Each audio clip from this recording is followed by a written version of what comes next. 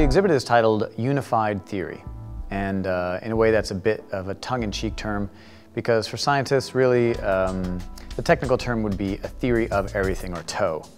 And TOE implies, though, that really is there are mathematical formulas that can explain everything in the universe. I didn't want to claim that I had that kind of knowledge, so went backwards with a more layman's term of unified theory. It doesn't really refer to art theory as well. What it refers to in the piece behind me and the rest of the pieces in the room is that I've come to figure out that I have very complex influences in my work, and that those influences cross-pollinate one another in a really complete way that makes me seem as if there's nothing that's not connected to each other, from the smallest thing to the biggest thing, and it's really about the macro and micro. So those are the thought processes, and that's the state of mind behind actually making the work for the exhibit. The work itself, I feel, is the best example of all of these sort of relationships put together in one piece so far. They have a planetary reference, they also have a microscopic reference, and in the end, I think what the paintings have done in this show in particular, they have become the quintessence of the reality that I create or draw from, the difference, or the distance rather, between micro and macro information that for me seem to be unified, but I can't explain why. That's where the work is derived from. Going forward with this process, this new process that I've discovered, and I think it is a pretty unique discovery. I really haven't found anything like it, which is very fascinating as an artist. You think everything's done already and haven't really seen this. I could be wrong. I'm sure I am wrong, but I haven't found it myself. So moving forward with it, every time I make a painting, I see another way to add complexity to it, or another way where perhaps a different surface might actually result in a very different painting using the same process. This is a very, very new body of work. Extremely new, not only in how it brings together these ideas, but also in the methodologies, how it's produced, as well as the end product. The impetus for beginning this series was actually about looking at microscopic images. And it's very abstract at initial glance. But if you examine it further, you'll find that there are just infinite, tiny little things going on in it. Very interesting little interactions between transparency, luminosity, layers, color interactions, textures, and those things, those interactions, make you, the viewer, and me as the artist, also look at the final product, these paintings, and see something that goes far beyond painting, I think, and far beyond an abstract painting in its sense at all, but actually relates to natural processes as they happen on the surface. And I really feel that the paintings themselves are these processes and retain that sense of activity and dynamic quality in their final product. So they began from a scientific imagery base, and I actually see ways in which this can not be an illustration of those images, but as these evolve can be more and more specific in perhaps species that they relate to. Maybe more specific to microscopic aspects as opposed to a hybrid exactly between the two. Those things are things that are carryovers from my early work, which was all representational, all oil paintings, and these are water-based in large part. But they all dealt with luminosity, they dealt with science, they dealt with the intersection of scientific ideas with emotional ideas, with psychology, and these deal with the same things.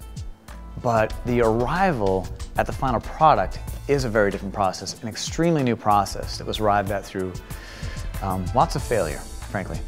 And so the end product is this exact hybrid between perhaps a glimpse through a telescope or a microscope of a whole different world, but at the same time, a very real, very textural, beautiful painting that has colorful qualities, aesthetic qualities right on the surface that are available just right there for you as you approach the piece. One of the things that initially made me accept the natural processes as having as big a hand as they do in these paintings is that with the first initial successes, which were about maybe 200 experiments into this process, the first few successes, what drew me to them was the fact that they, on the surface, on their own, through natural processes, reflected large-scale eon timescale processes, such as if you look in a dunes or a desert and you see the ripples in the sand that have formed by wind over time.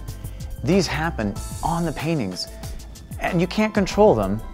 You can do everything you can to hope that they show up there, and the colorations and things like that can be very close. There is no way that any two paintings can ever be even, frankly, within 50% of each other in how they end up looking. And that's just fantastic. You have to kind of let go as an artist and trust that your color choices and how you're putting things on are going to result in something that's going to replicate what's in your mind.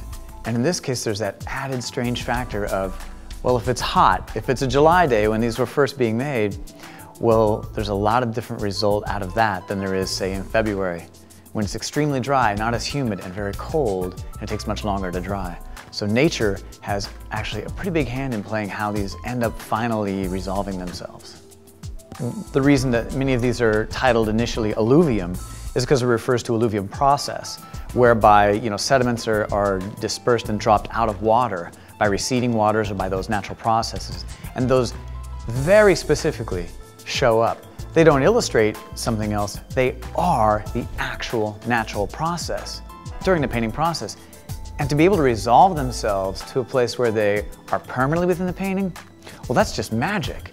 And that happens, wood grain shows up, fantastic sort of stalactite cave formations show up, and also crazy, wonderful, complex images that you would see through a microscope and feel that you could never touch it. And some of the paintings have that quality where you feel that you must be able to reach your arm into this deep, deep pool, but it's just a surface painting, even though it might be 10, 12, 15 layers, and have that same feeling of isn't that an image of something very far away in there, or a very close-up image of something very small and within that space? So yes, there are many things within each of the works in this exhibition that not only reflect very specific processes and views of nature as we have to view them as humans, because our eyes aren't good enough, we need microscopes sometimes. But they're combined in very surprising ways that you really don't see in nature. With this show, all of the works that are in the show are carbon neutral, which is, it's a term that basically means that I have offset or eliminated all of the greenhouse gas emissions, carbon dioxide, methane, things like that, from the production of the show. And that sustainability extends down to the fact that I use compact fluorescent studio lighting, that I do not use air conditioning in my studio, that I've cut down on water usage, recycled gray water usage, and the actual surfaces that these paintings are on, which is very interesting, is an aluminum composite that's made of 30% recycled materials, and yet is incredibly lightweight and a conservator's dream because it'll last a long time. The framing that's used for it is organically grown, sustainably harvested bamboo, and the wood supports that are used behind it are gotten from local Ohio farmers who cut up deadfall trees from their land, and they don't use kiln to dry it. They just let air dry it. And so this show and the work as I go forward is really focused on sustainability and making sure that every aspect of what I dispose of, what I purchase, what I'm responsible for as an artist, as a practicing artist, takes sustainability as its #1 consideration.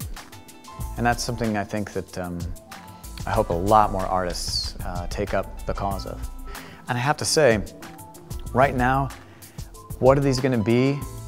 6 months, a year, 5 years? I have to say, the sky's the limit. And that's terribly, terribly exciting for an artist.